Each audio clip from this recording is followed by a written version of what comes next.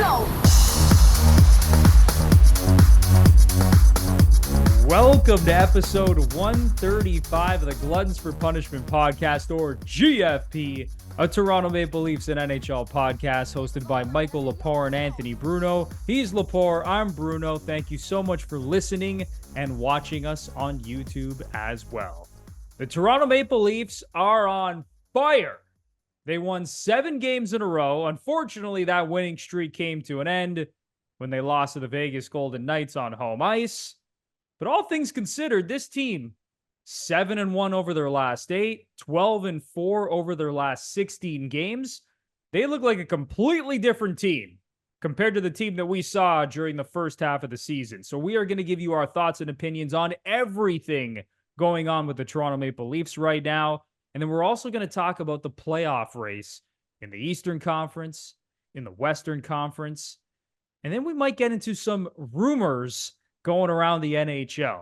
So I promise you want to stay tuned until the very end because this podcast is going to be very, very juicy. But before we get into all that, it is time to officially welcome in my partner in crime, Mr. Michael Lepore. How you doing today, man? Anthony Bruno, as always, happy to be here. It is raining fucking cats and dogs in Ottawa.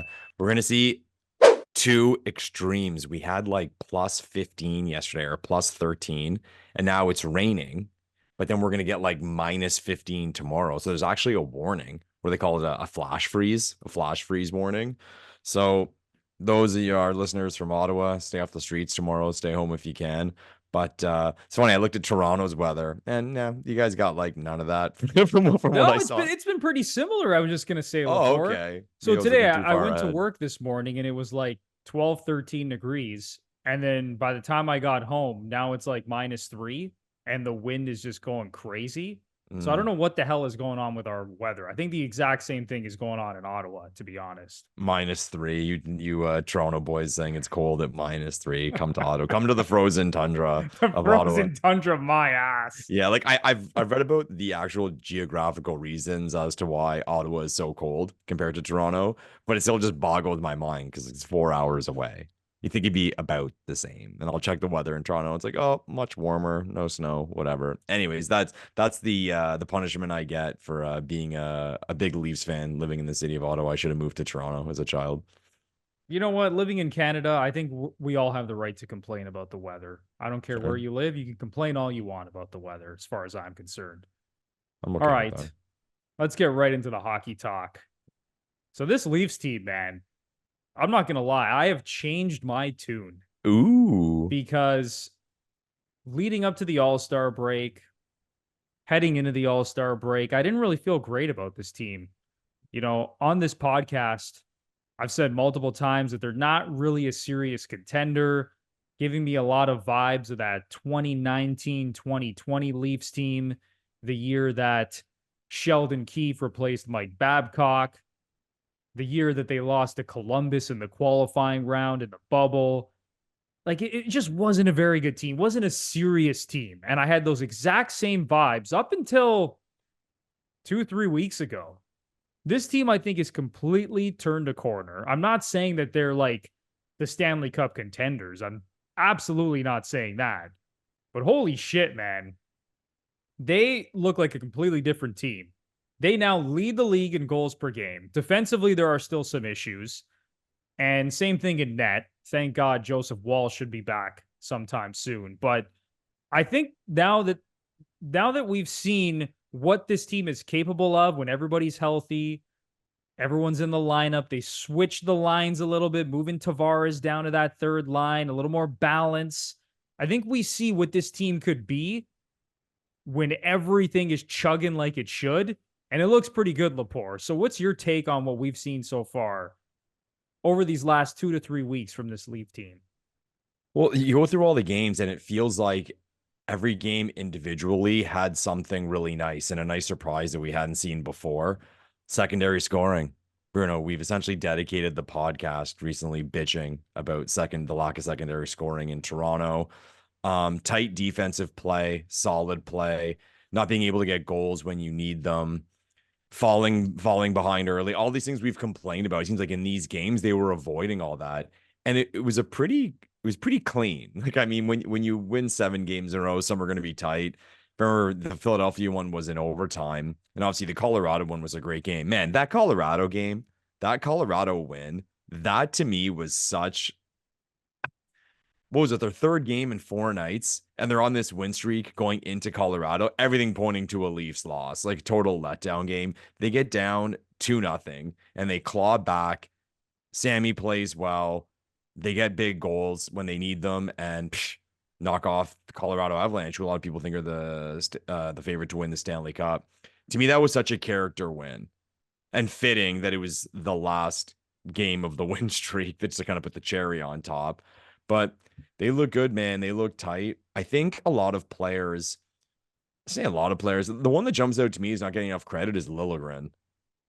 I just think that little difference in the lineup, his plays improved, and the D looks so much better. Maybe it's a matter of him needing more responsibility. But a lot of debate on Twitter still about what Liljegren exactly is. But I don't know, man. Like, are we being, say optimistic is the right word, but are we being homers to say he's a second pairing defenseman? Or is it no, he's still a 5'6", or he's in that debate depending on your lineup?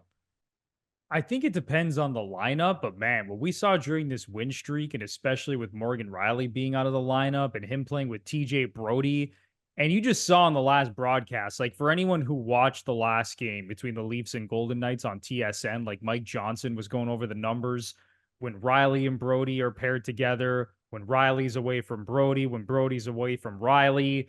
And then we've seen the numbers comparing Rielly and Brody, and then Brody and Liljegren. And man, when Brody's playing with Liljegren, the Leafs are just a lot better defensively. Not only that pair, but just across the board when you look at the entire decor. So again, I don't, I think Liljegren, he could be a top 4 defenseman. I'm not going to say on all the best teams in the league, but on this Leaf team, I think he's a top 4 defenseman. Yeah. I forget who it was, but someone made, I thought, a great point saying, okay, if you're saying he's a 5'6" defenseman, that's saying on the Leafs and or critical of their D. If you say he's a 5'6" defenseman on the Leafs, that's saying there's lineups he wouldn't crack. Like he's playing in the AHL, which is absurd. Which I think that's when the person made that point, I'm like, yeah, that's the way to put it, because he's looked good, man. He's looked solid. Always rooting for him because he kind of had a slow start to his career. That Colorado game, okay, I wanted to bring this up, Bruno, okay? Because again, that Colorado game there was a lot of good. There was a lot of good in that game. And we've seen this reshuffling with the lines. Domi moving up to the second line. Tavares pushed down to the third. His minutes cut. Apparently, he's accepted that role. Mike Johnson was saying during the telecast yesterday, he's like, something's up with Tavares. He's hurt, or he's sore, or something's wrong. And people often say, okay, when you point to a player possibly being injured, you're making an excuse. But when you're a fan of a team and you watch all 82 games from start to finish, you know all the players very well. You know their tendencies. You know what they're good at. You know what they're bad at. And if you're that type of fan, I think it sometimes is okay to make that observation saying, no, something's wrong. Like, I watch this guy 3 times a week and something is up with him because he's not playing at 100. But what freaked me out, man, and I was actually kind of shocked this didn't get any talk, or at least from what I saw. It was the end of the game and Colorado pulled the goalie. Okay. And Tavares was on the ice and the puck came loose in the neutral zone and he broke out. And you're just thinking as you're watching, he's going to cross the red line and fire it into the empty net. Avoid the chance of an icing and just fire it in for the goal. And he crossed the red line and he didn't shoot. He was just kind of hesitant and waited, tried to get closer, I guess, so we get an easy goal, but someone was on his ass.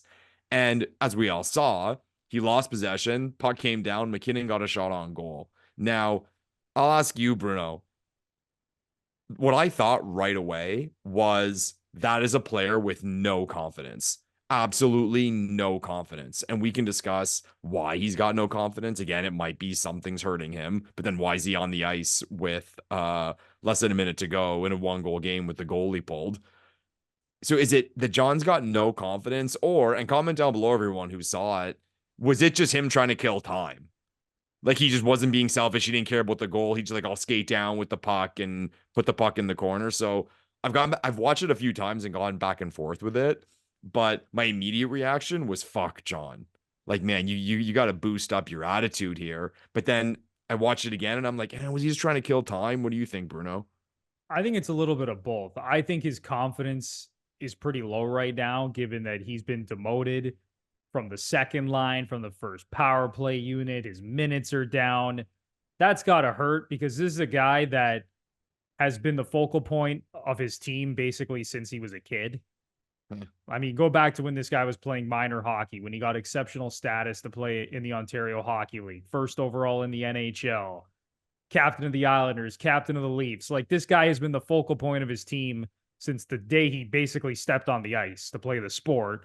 And now this is maybe the first time that he's, looking in the mirror and saying, damn, I'm not the same guy anymore. So listen, I think his confidence is definitely down.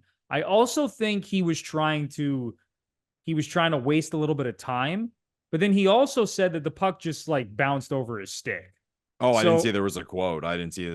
So okay. He was asked about it. I believe it was right after the game, and I saw some of the quotes floating around Twitter from some of the Leaf reporters. He did say that the puck bounced over his stick. Okay. But man, oh man, like you got to just shoot that thing in the net. He almost blew the game. Like McKinnon. Can you imagine? He almost beat the buzzer, man. If that puck goes in, that shot from McKinnon, like that probably beats the buzzer. Oh, it does. Yeah. So I just think there's a lot of things going on with JT right now. But listen, man, we talked about this even before the season started. Remember that whole conversation about should Tavares even be playing center at this point? Yeah. Like I was on board, and I still don't think this is crazy. I still think William Nylander would be like a fantastic centerman, and I think he could play center if he really wanted to. And I get that it's working out right now on that second line with Domi centering Nylander and Bertuzzi. But man, Tavares, I think it's a nice spot for him as the 3C. Like I'm maybe not fully in the camp that like, okay, just this guy can't play center at all. Although I kind of would like to see him on the wing with like, I don't know, Domi and Nylander potentially. There's different combinations, but I think where he's playing now is exactly where he should be playing. And I think Sheldon Keefe has finally woken up and said, you know what? I don't give a shit about the salaries. I don't give a shit about the core four. I'm going to play these guys where I think that they need to be played right now, and I'm going to allocate minutes accordingly. And if they don't like it, screw it. And I think we've seen it pay dividends because the Leafs have been playing their best hockey of the season with Tavares on the third line, with Riley out of the lineup, which is still bizarre. Like you look at that record without Morgan Riley, like 19-2-1 over their last 23 games without Morgan Riley. It's just absurd. So overall, man, I think Sheldon Keefe is doing a nice job with how he's deploying not only Tavares, but just the lineup in general. It's time for a quick break for a word from Manscaped. It's a quick New Year's resolution check-in. Gentlemen, have you been doing everything in your power so far in 2024 to look good, feel good, and play good? Ask yourself that, because if you haven't, then you need to pick up Manscaped's Lawnmower 5.0 Ultra. This thing is an absolute beast. It'll have you looking your best, and we have an exclusive offer just for you. Use our code GFP20 for 20% off and free shipping at manscaped.com. I promise you will not be disappointed. Guys, have pride in yourself. Use products that make you, like Bruno said, look good, feel good, play good. The Lawnmower 5.0 is just the tool you need to look and feel and play absolutely fantastic. Head over to manscaped.com, promo code GFP20 for 20% off and free shipping. The Lawnmower 5.0 Ultra is incredible, but there's so many other products that I promise will help you look good and feel your best. Just check them all out at manscaped.com using our exclusive code GFP20 for 20% off and free shipping. So that's GFP20 for 20% off and free shipping at manscaped.com. It's time for an important message from BetterHelp, a sponsor of today's episode. Sometimes in life, we go through difficult times, whether that's personally, whether that's in a relationship, and your mental health cannot be ignored. And a lot of times, you can't tackle these situations by yourself. You need help. And that's where BetterHelp comes in. They make therapy easier and much less intimidating for a lot of people. BetterHelp lets you have therapy sessions as a phone call, video chat, or even messaging, whatever is most comfortable for you. BetterHelp will connect you with one of 30,000 therapists in their network. And in most cases, you'll be connected with a therapist within 48 hours. So go to betterhelp.com/GFP for 10% off your first month of therapy. Lepore, this service is incredible. It is incredible. Anthony Bruno, mental health is something that's very serious. And be aware, if you're going through a dark time, you do not have to try to beat this thing alone. There are services out there that can provide you with some great help. BetterHelp is number one when it comes to that. As Bruno mentioned, there are different ways you can get in touch with people, different ways you can contact people. It's all up to you. Go to betterhelp.com/GFP. Join 4 million people who have used BetterHelp to live healthier and happier lives. So go to betterhelp.com/GFP for 10% off your first month of therapy to connect with a therapist and see if BetterHelp is right for you. See, I think, and beyond this winning streak in a literal sense, I think what makes Leafs fans happy at the moment is a few things. We talked about the whole Riley incident, obviously. Fans loved that. The Leafs are always called a bunch of babies. Riley stood up for the team. Okay. Then we had some shifts in the lineup where some feelings may have been hurt. In the past, that wouldn't happen. It happened. Okay. And even last night, when Keefe got kicked out of the game, I was like, good fuck. Yeah, I fucking love that. I love that shit. I like the attitude. I like him being mad. It was a bullshit call in a pivotal time in the game. I'm okay with the coach getting kicked out. So that's what's making me happy right now, besides winning 7 games in a row. It's just seeing those things, like these changes. And we've had this sort of, I guess, call it culture since the Matthews era started. And I love seeing these things get altered. And whether it's the players, the coach, the lineup, what they do at the deadline, we'll see what happens. But it's good right now. Like, this is the best Leafs fans have felt all season about this team. Yeah, I think it's impossible to not like what you're seeing right now if you're a Leaf fan, because I know that there's still a lot of negative fans out there like, listen, I don't care what this team is doing right now. Yeah. They have to prove it to me in the playoffs. But compared to what we saw, and again, if you've been following this team closely this season, like Lepore and I have, I mean, for the love of God, we do a Leafs podcast. We have to follow this team on a daily basis. If you compare it to how they played first half of the season prior to the All-Star break, when Domi and Bertuzzi couldn't hit the fucking broadside of a barn, like it was rough, man. When defensively everything was going in, like when there were just holes all over the ice defensively. And now to see how they've tightened up, how they're getting the secondary scoring. I love how you brought up the secondary scoring, Lepore, because Bertuzzi's on fire. Domi's playing well. So They're gonna much get better. Yarncroke back. Yeah. McMahon has stepped up. Ryan Reeves is playing better. I was like, gonna holy say, shit. Ryan Reeves over the last couple of weeks is not getting the credit he deserves. He's been good. He's been a good fourth line player. It's unbelievable, man. That goal he scored against Vegas, like that burst to beat Brady McNabb to the net, and he's playing with confidence right now, which is great. Like, I don't know how much he's actually going to play in the playoffs, but it's good to see Ryan Reeves, you know, a little pep in his step. But the one thing that still concerns me, and I want to hear your thoughts on this, is the goaltending, because Samsonov, even throughout the win streak, like he hasn't been playing that well. When you look at his save percentage, his stats, I mean, even Martin Jones, he's kind of tailed off. Like, is this entire season just riding on Joseph Wall and how he looks when he comes back? I think we want it to. I think if Leafs fans could write the story, they'd say this kid comes in, comes back healthy, he's rested, and he continues to do what we saw him do before he was injured and, you know, carries this team. But that might be kind of wishful thinking. And it's funny because people have made the point to me, and I've talked about it on the show, like, oh, you guys think you're going to win with a rookie goalie? And I'm like, Patrick Waugh, Cam Ward, Binnington, Murray, Logan Thompson. I'm firing up all these rookies. So it can happen. It can happen. It's just to rely on the consistency you need to go on a cup run is tough. And even Sammy's a volatile goalie, but when he's on, he's on. It's a good point. When he's locked in, he's very good. The Colorado game, he played very well against Tampa last year. Very, very well. So I think we're in a spot with goalies where most teams are. Your guys are okay, or even if they're good, and you're just hoping they have the 6 weeks of their life when the timing is right. I wouldn't go so far as to say that this season is completely reliant on Joseph Wall, and that'd be funny to say. Funny to look back and be like, you know what? Will we ask ourselves that question if it was in the summer? Will everything ride on just Joseph Wall coming back and saving the day? It's funny, but it's gonna be weird, man. It's the playoffs, and as closer we get to the playoffs, and the Leafs haven't cemented anything yet, but they look good as far as getting to the playoffs goes.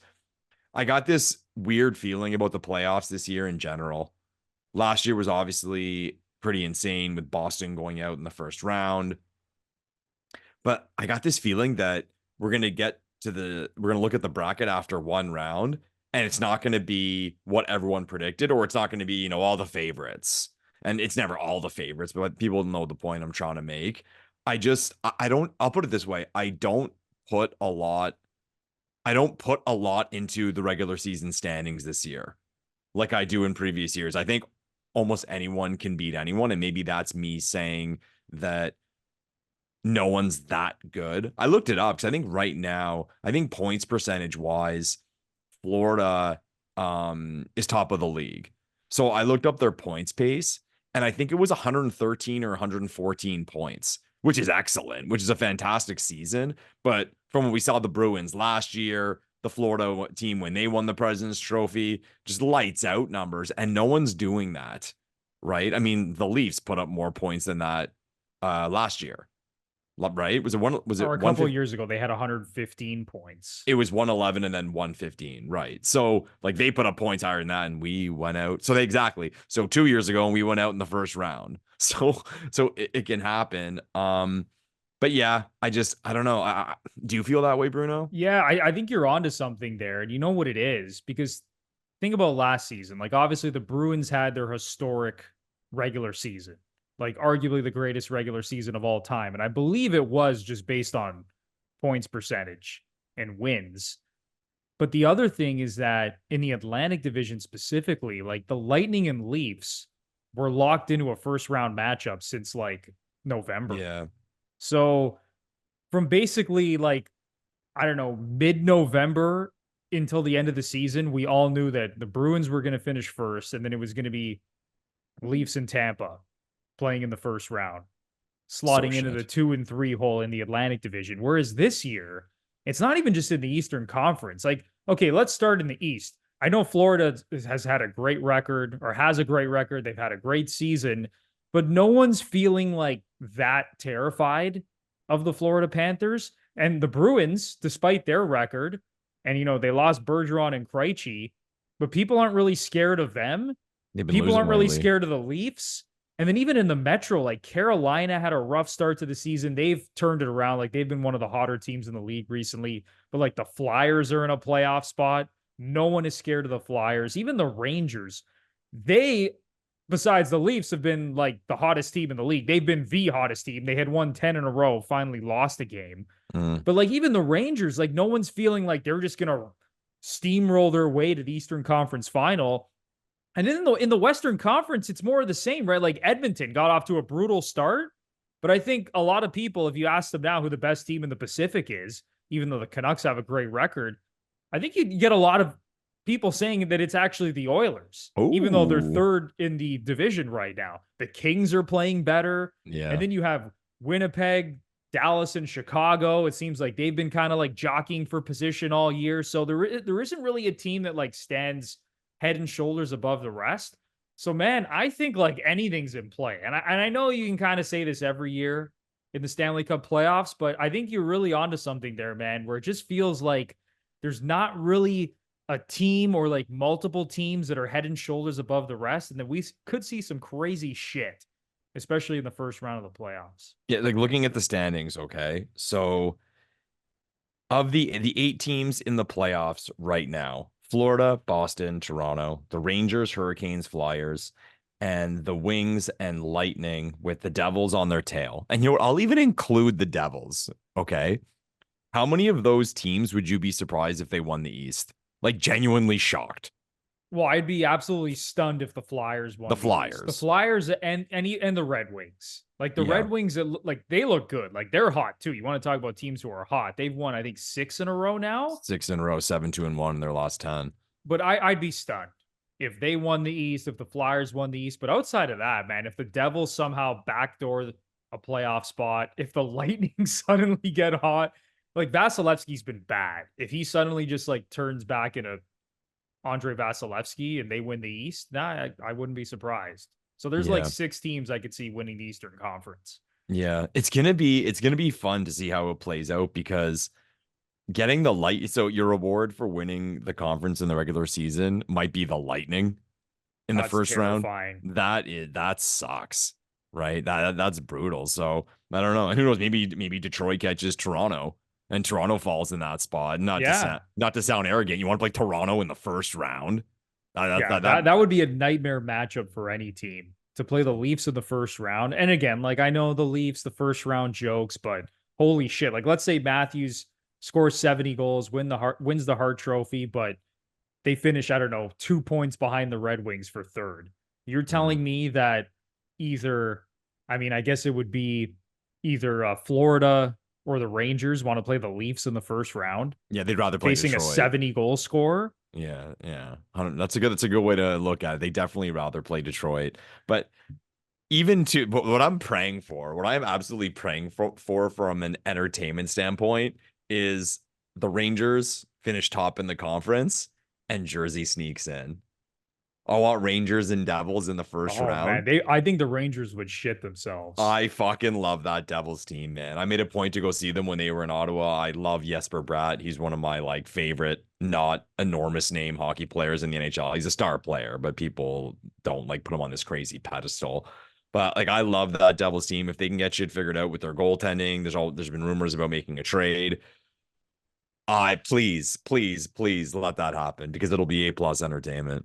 Because right now, like, I don't think they're going to be able to catch the Red Wings. Like, I want to say that the Red Wings are probably, okay, maybe I don't want to get too far ahead of myself. Like, they should comfortably get in. So basically, like, if you're the Devils, you're chasing down Philly in your own division or the Lightning for that last playoff spot. I think that the Devils are better than Philly.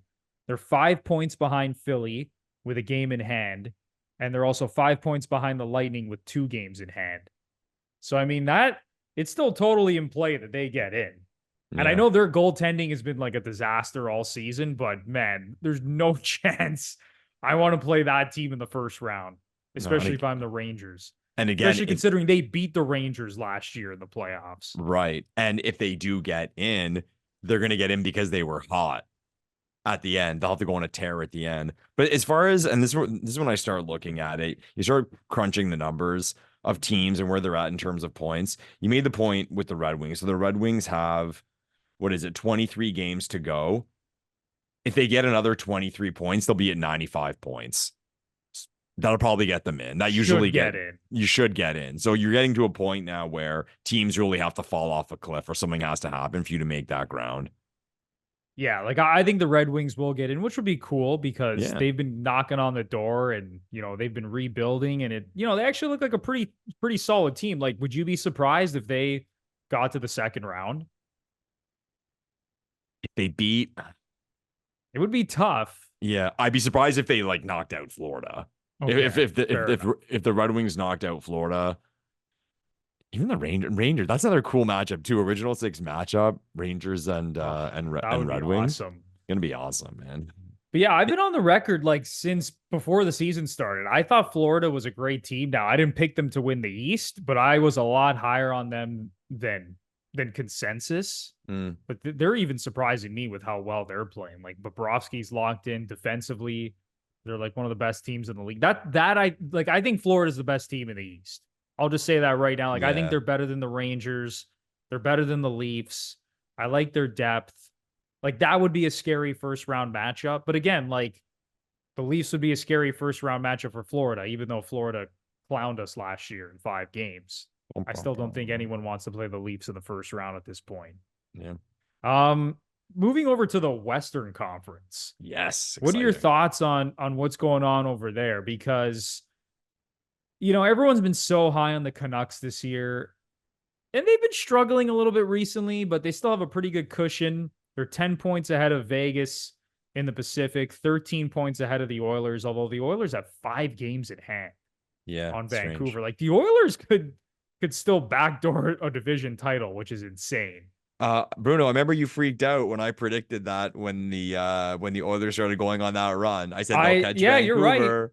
I've been watching it because I'm gonna play the record. I'm gonna play the recording You've if been they on pull it, it off. man. I'll admit it. You've been on it. So that division is still like, you know, even though it appears, oh, the Canucks, when you just look at it, like, oh, 10 points ahead, they're gonna wrap this up. Not so fast. And then when you look at the Central, it's just been those 3 teams, Jets, Stars, and Avalanche, just kind of jockeying for position all year. So who do you think, like, first of all, how do you think the playoff picture is going to shake out? And then who do you think is the best team in the Western Conference right now?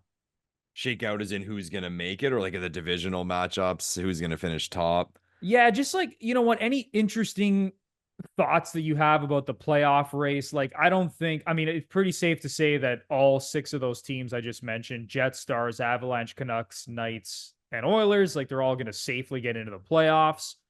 I mean, who do you think is going to win each division? We could even talk a little bit about the wild card teams, but even the wild card race, like the Kings should get one of the spots. And Yeah. then the last spot is going to come down to, looks like Nashville, Calgary, St. Louis, and Minnesota. I mean, even the Kraken are there too, but Nashville's got a pretty good cushion. So how do you see these division races playing out? And then again, like I said, like who do you think is the best team in the West Okay, as it stands right now? Because it seems like you could pick like 6 different teams. we'll start with the Pacific. The Pacific is really interesting to me because I'm really trying to look at the matchups, and it's all bullshit when you say, "Oh, I think this team matches up better against this team," because who knows what the hell is going to happen. But I still think Vegas is the worst matchup for Edmonton. I just think that experience, the weight they have on D, their play 5-on-5. I just think I think Edmonton's at a rough spot if they get Vegas, to the point where I think they're better off dropping into a wild card if they get, say, a Vancouver or even a Winnipeg. I guess that's not a hot take. Like, I'd rather play Vancouver than Vegas. But as far as the Central goes, I am really high on the Jets. I watch a lot of the Jets. I love that team. I've said before on the show that Kyle Connor is one of my favorite players.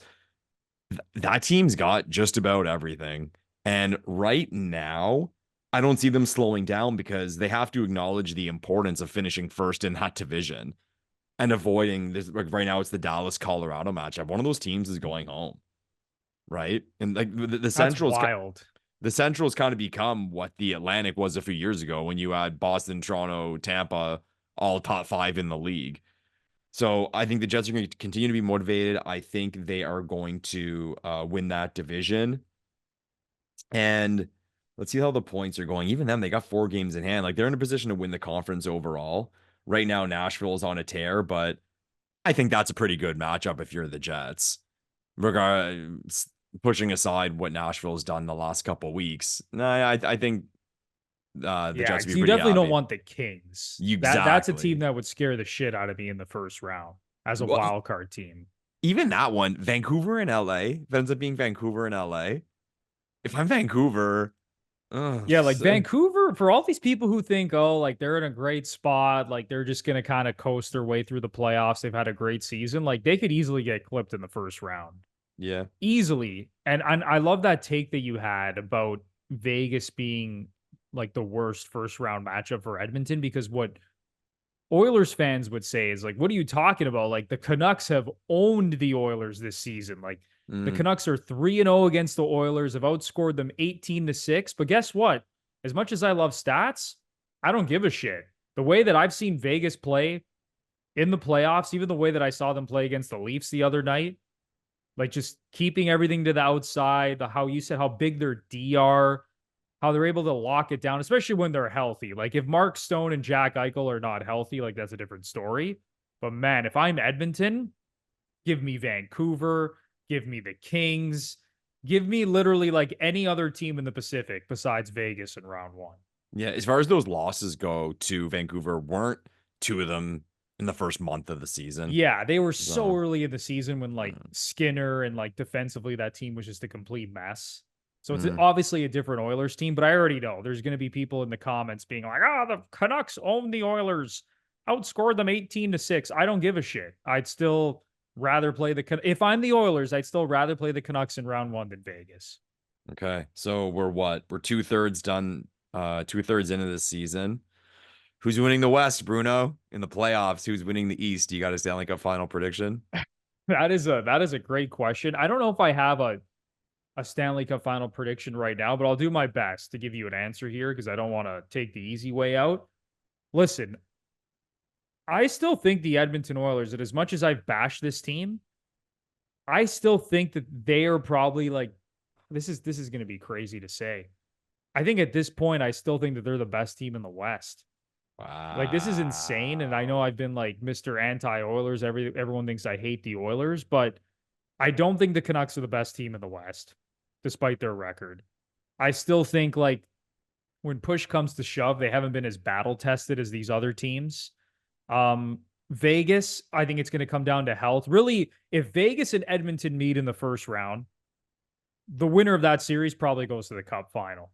Because my issue in the other division, in the Central, is that the Jets, I've talked about this on previous episodes, they kind of remind me of the Carolina Hurricanes. Great goaltending.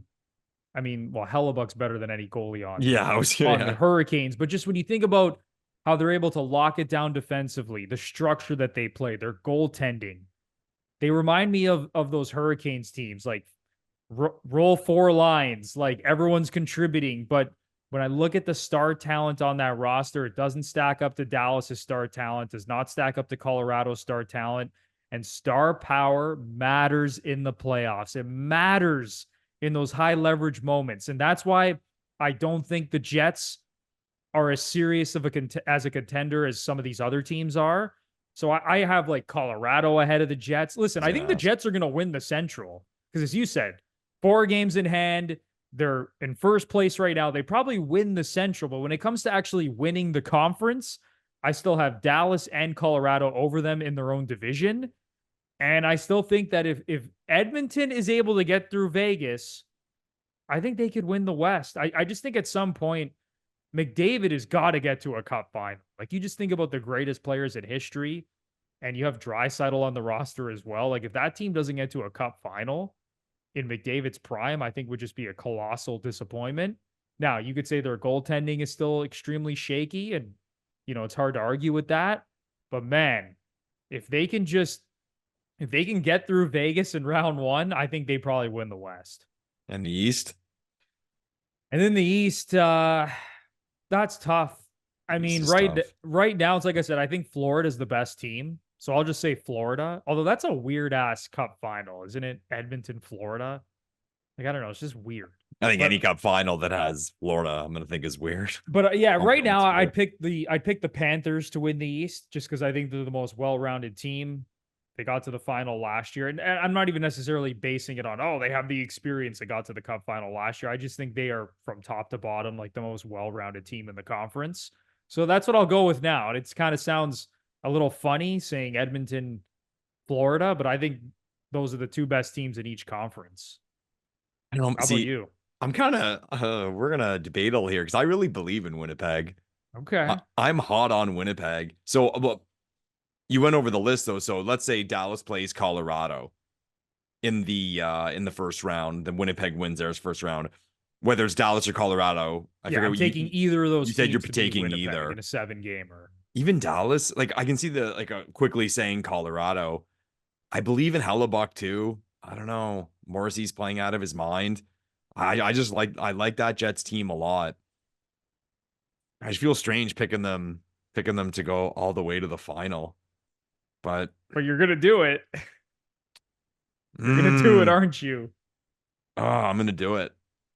I'm gonna do Yeah, I it. like it. And again, like, listen, Lepore, our opinions could change over the next few weeks leading into the playoffs. But right now, like, honestly, it's hard to argue with your opinion on the Jets because I think I might even be in the minority, like saying that they're not that serious of a team. I respect your opinion on this Jets team. Like, they're a fucking good team. I don't know. When push comes to shove, I don't think they're quite as good as those other teams in the Central. Well, this is interesting. If you were to, beyond the standings, if you were to make Western Conference power rankings based on your expectations in the playoffs, where would you put Vancouver? Oh God, they're probably like, man, they might even be like fifth or sixth on my list, which is Wow. insane to say. I'd have Wow. Vegas ahead of them, Edmonton ahead of them, Winnipeg ahead of them, Dallas ahead of them, and Colorado ahead of them. So they would literally be sixth. Funny, eh? They could win the President's Trophy, and we're putting them sixth, fifth, or Like, sixth in the how do power you rank. feel about the Canucks? Would Yeah, you have about them the that same. low? I wouldn't pick them against any of those teams. Maybe Dallas, but full stop. Edmonton, no. Vegas, no. Winnipeg, no. Colorado, no. Full stop. That, and again, it could happen, but those are the teams I would bet on for sure. As far as Okay. as far as the East goes, see, Florida seems like the easy answer. Kind of like the reference you made about Vancouver in the West. Hmm. I think the East is bad. Yeah, the East isn't great, man. I think the East is low key bad. So I'm gonna pick the Toronto Maple Leafs. Yeah, fuck it. I like Like it. fuck it. Like I think the East is really really bad, and I just think sure, like why not? Like Yeah. why not the Leafs? Oh, listen, man, like I think the Leafs are totally capable of winning the East. And like when you look at the odds right now, I'm looking at Pinnacle, okay? Like there are 5 teams with all very similar odds to win the East. You know who's the favorite right now to win the Eastern Conference at Pinnacle? Take a guess. Rangers. The Bruins. Interesting. The Bruins are the betting favorite right now to win the East. So they're plus 417. The Panthers are next at plus 440. Then it's the Hurricanes at plus 480. Then the Rangers at plus 496. And then the Leafs at plus 501. So you Yeah. have So 5 teams that are around 4 or 5 to 1 to win the Eastern Conference. And then it's yes. like a total drop off. And then the Lightning are 11 to 1. The Devils are 14 to 1. But it's pretty wild, man. Like, even the books are basically telling us, like, man, it's a fucking total toss up in the Eastern Conference right now. Like, there's like 6 teams that could win the East at this point. Yeah. The books are saying exactly what we're saying. Wow. What are the odds in the West? That's So, interesting. so the That's interesting West, to me. it's a little bit different. So there's those 5 teams that are kind of jammed together, and then you have Tampa, and you kind of always got to respect Tampa in the East. But in the West, the Oilers right now are the favorite to win the conference. Avalanche are number 2. So Oilers are plus 344. Avalanche plus 399. The Stars are next at plus 485. Then the Canucks at a shade over 5 to 1. The Golden Knights at plus 670. And then the Jets also a shade over 6 to 1 at plus 677. And then there's a drop off. So the West, those 6 teams are kind of all jammed together when you look at the Are betting odds. do the Oilers? I think you're a bigger better than I am, Bruno. Do the Oilers kind of have that thing going on that the Leafs do, that they're always given better odds because they're popular, like the whole McDavid factor, all that? Because I Yeah, think I think that's baked into it a little bit. the But the other favorites. thing is like when you just look at the underlying numbers, like from day one of the season, like when you look at like expected goals for percentage, the Oilers have been like first in the league Yeah. the entire year. And I think that's the reason why the books have them priced, as the favorite to win the West, as even the favorite to win the Cup. Like when you look at the Stanley Cup final odds right now, the Oilers are still the betting favorite to win the Cup at a Wow. shade under 7 to 1, at plus Wow. 697 at Pinnacle. But I agree with you. I think people like to bet on the Leafs. People like to bet on McDavid and the Oilers. I think that's definitely a factor as well. It's awesome. It's awesome. Yeah, It's gonna there's be it's juicy, man. So before we wrap up the pod, there's one other thing I want to get to here.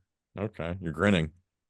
Because there are some rumors flying around. So if Ooh. you are in the know when it comes to, you know, things going on in the NHL, hockey Twitter, hockey media in general, there have been rumblings that Elias Pettersson may not re-sign with the Vancouver Canucks and kind of may want out. And there's also been some rumors that Brady Tkachuk might be on his way out of the nation's capital. Now, Steve Stais came out literally like a few hours before recording this podcast and said, like, that's not true at all. We want to build around Brady Tkachuk.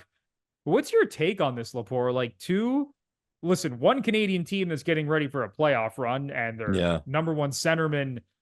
I don't know. There's been a lot of smoke here, man, about this whole Pettersson situation. Like, I don't know if he wants to be there long term. And then you have another team who's kind of, they're way out of the playoff race. You guys know how I feel about the Senators. They stink.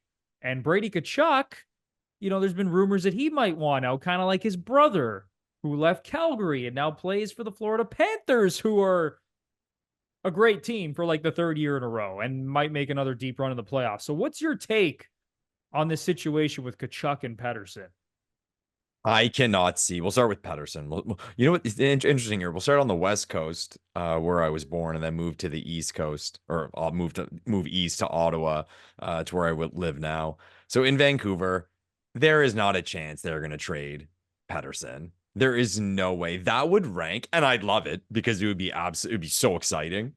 But that would go down as probably the ballsiest move in the history of trade deadlines. You could argue they traded away their best player, and teams have to think of the future. But how I always put the deadline is there are certain moves that are for you or not. So if you're a team fighting for a playoff spot, it's just not for you because it's too risky. You're not going to salvage the future on a chance to make the playoffs. If you're at the top of the standings, you're loading up. And I just think for Vancouver, I mean, they're going to get worse if they make a deal to get rid of Pettersson. And who are they going to trade Pettersson to? So you think of it that way too.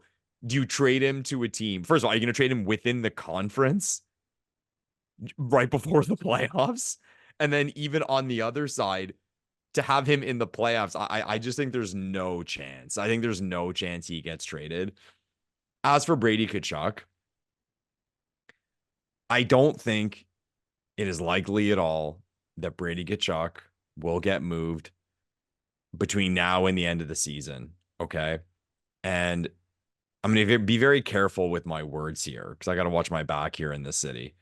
So obviously, I saw the tweet out there by Ryan Whitney saying this was a possibility. And you see the responses from Senators fans. Okay. And I think on the side of Sens fans and Sens media, which the response was, oh, there's no chance. Why would we trade Brady Tkachuk? That would be ridiculous. He's our captain. He's a unicorn. Why would we make a move like that? Okay. What I respond to that with is, you don't have a choice. It's not about, like, of course, the Ottawa Senators don't want to trade Brady Tkachuk. Every team in the National Hockey League would love to have Brady Tkachuk. Yeah, like the Flames didn't want to trade Matthew Tkachuk. Of course not. Their hand was forced. Of course not. But if you get to a situation where he wants a trade, that should be the discussion. Are we at a point where he might ask for a trade? And you look at this guy, and I hate to be negative about Canadian markets, and more specifically, the one I live in. He's an American player.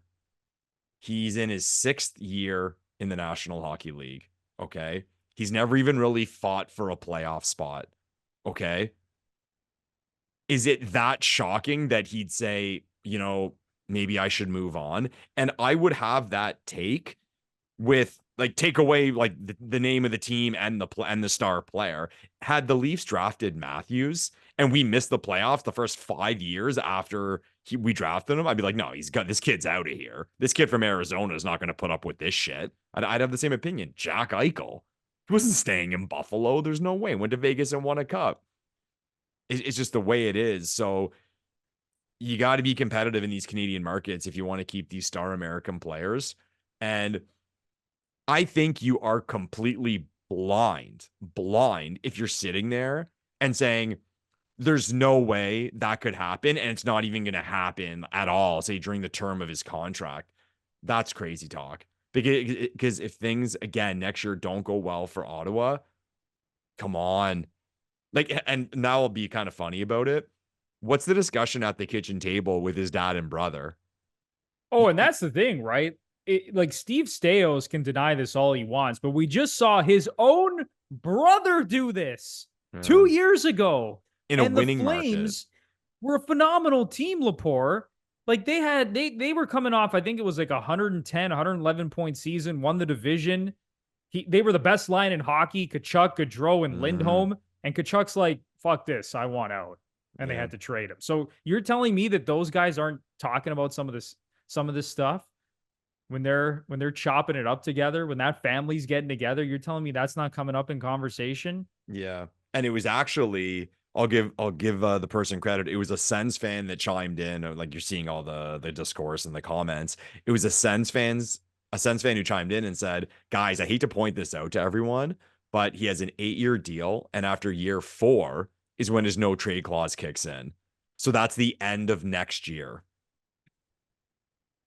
Man, oh man, life comes at you fast. And that would make sense. I mean, even if you're Ottawa, so 4 years into his deal, if they're still not uber competitive, they may just say, we got to do it now. And it doesn't really and truly matter, because no team's going to want to trade for him if he doesn't want to go there.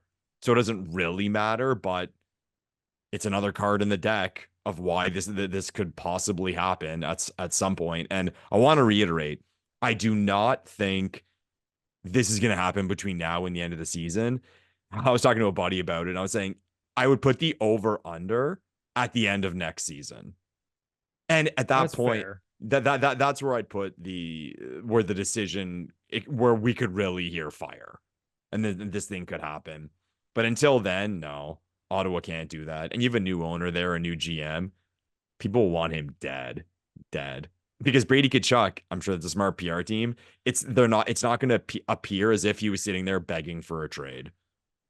Yeah, and here's the thing. You said it. Like, obviously, in an ideal world, the Senators would never want to trade Brady Tkachuk. The Canucks would never want to trade Elias Pettersson. But sometimes your hand is forced, just like Brad Treliving's hand was forced in Calgary. And again, that was in a winning situation with a team that had a phenomenal season, with a player who had a phenomenal season on the best line in hockey at the time.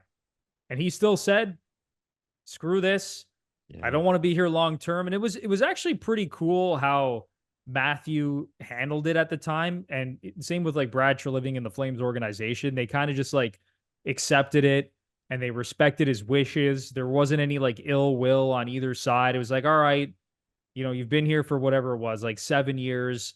We understand you don't want to be here long term. You're trying to do right by the organization, giving us a heads up.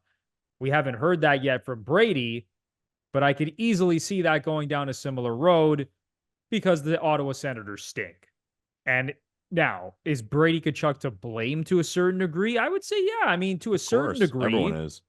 Like, he's the captain of the team. He's one of their focal points. He's like the heartbeat of that organization. So some of the blame does fall on his shoulders, but obviously the Senators have just done a brutal job, like building a team not only around him, but also Tim Stützle. And like, they can't find goaltending, and it's been a mess. I think that's a lot more likely than the Pettersson situation, because yes, there's been smoke around this whole Pettersson thing, and no one really has, like, I haven't seen a reporter come out with like, no, like this is exactly what's going on. Like, there's just been kind of like these rumors buzzing around, and it started with some of like the local Vancouver reporters that they think like, Pettersson might not want to be here long term. And that's what's kind of slowing this down, because obviously the Canucks, I think, would throw like 11, 12 million a year at this guy. I mean, he's a number one centerman. He's like one of the top 7 to 8 centermen in the league. Specific. Like maybe even higher than that potentially. But so I think they'll probably eventually get it done. But would you be surprised if Pettersson's just like, hey guys, no, thank you for the offer, but I don't want to be here long term? Yeah. And I mean, of course, that's in play. With both these situations, as far as the fan base is good, if you're Vancouver, well, the guy's chasing more money. What are you going to say? Brady Tkachuk's case, we're not winning. This guy wasn't born in this country. Yeah. Why? Like, why would you can't be shocked at either of these things happening. Yeah. It's just, it stings more when the team is winning. Yeah. And it still happens. Like, if Pettersson truly doesn't want to be in Vancouver long term when he's having the year that he's having, when the Canucks are potentially going to win the President's Trophy. And there's, these rumors that he's hesitating to sign this long-term deal, doesn't know if he wants to be there long-term. Man, that's got to sting as a Canucks fan. If I had to put my money on it, I'd still have my money on Tkachuk leaving Ottawa over Pettersson leaving Vancouver, but we'll see. Crazier things have happened. But Lepore, is there anything else you want to get off your chest before we wrap up this podcast? Got some news, Anthony Bruno. Next week, I will be jumping on a train heading to the lovely city of Toronto, and I will be at the game. I'm taking my nephew to his first Leafs game in Toronto. They're taking on the Sabres on Wednesday night.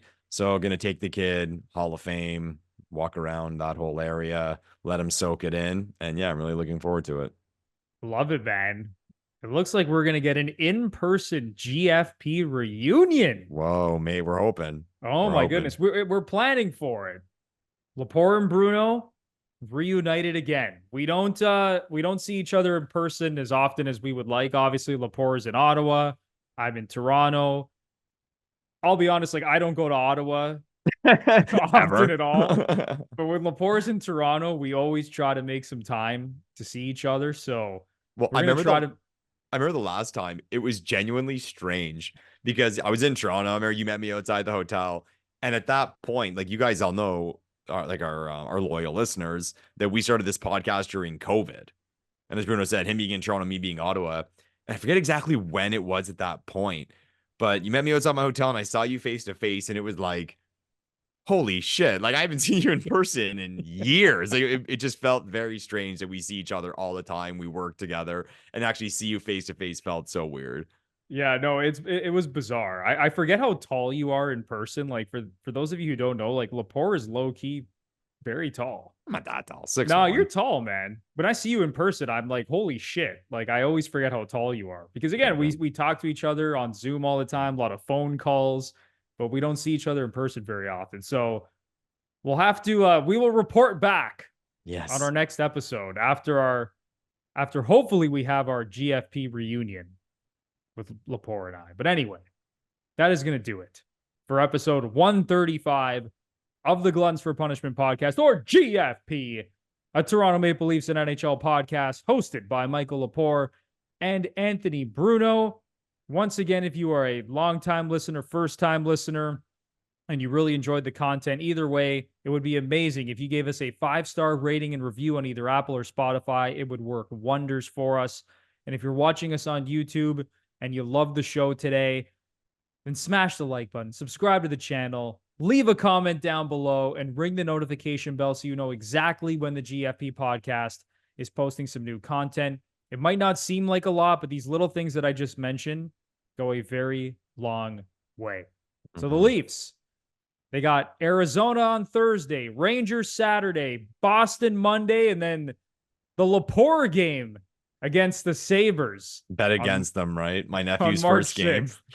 I think we definitely need to bet against the Leafs. Oh my God. Like a shellacking. His first game in Toronto. It's perfectly fitting. 6-0 Sabres win. Yeah. They get booed off the ice. That is a typical Leafs losing to a bottom feeder team.